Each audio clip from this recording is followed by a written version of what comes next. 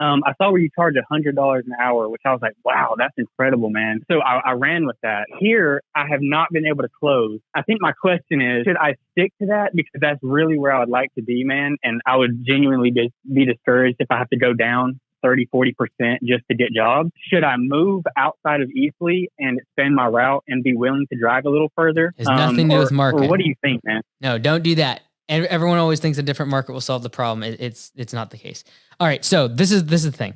How much do you pay on average to your employees per hour? If you had to hire somebody, what would you be charging per hour? Like as like entry level, very basic services like mowing, pushing a lawnmower. For this market, probably 15 to 17.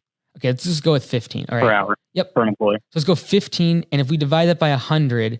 You're at 15%, all right? Your hourly rate to the customer is going to be dictated by the cost of living in your local area. So in our area, let's just say we charge $80 to $100 per hour, right? But I also have to pay a minimum of $18 just to get someone in the door and interested, right? So the cost of living is different.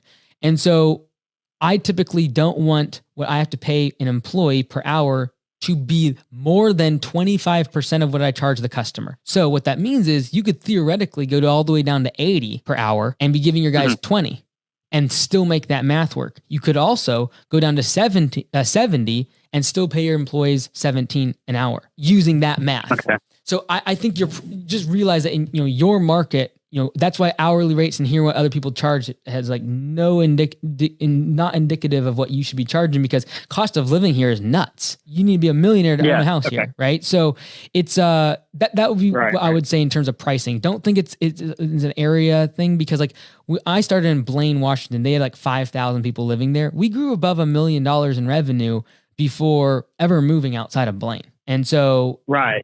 And that's of course because of volume, right? Volume cut. Yeah. And well, at the time we were actually doing a lot of projects. We didn't have half as much recurring revenue as we do now. I think you definitely have room to move your price down, because you need to focus on closing the jobs. And then as your momentum picks up, you get a place like we just talked to Jeff, where raising your prices doesn't move the needle, like doesn't hurt you at all, because you have so much momentum behind you. So right now, I just care about you closing the deals. And if you know that price is the issue, bring your price down. I don't care if you charge 60 per hour, just get so many jobs in the schedule where now you're like, I have to raise prices. Like there's so much demand for my services. Again, supply and demand, you just raise your prices.